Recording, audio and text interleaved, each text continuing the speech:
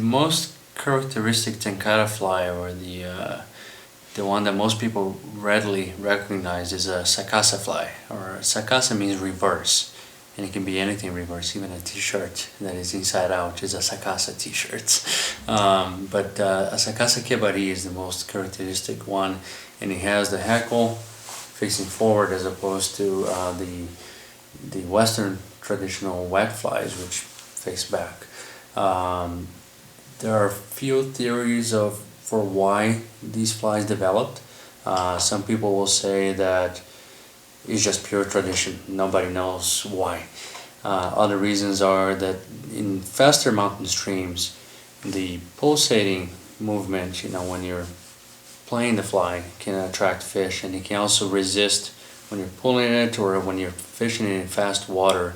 The fly doesn't get very streamlined and pulled out of the water very easily.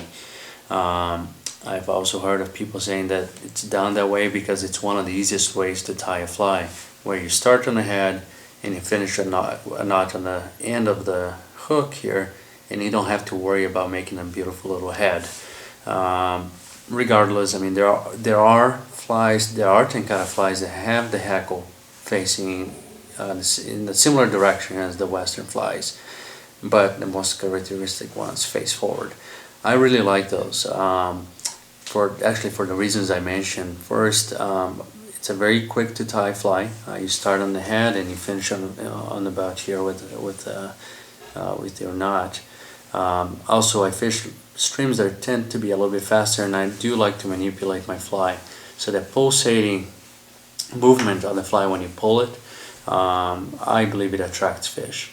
And the other reason is that when I'm doing that, the fly having the hackle face forward does serve as an anchor, and your line doesn't get pulled out right away. About tenkara flies, I mean, there's one joke in Japanese, I guess, where they say tenkara is 10 colors, and part of that is because everybody has their preference for a fly. Very commonly, tenkara anglers will use one fly pattern only. So they'll, instead of trying to imitate bugs and change flies throughout the day, they have their one preference and they'll stick with it. Some anglers will have variations in size and in color. Other anglers will have a box full of identical flies, and that's all they use. Like Amano Sensei uses flies that are identical.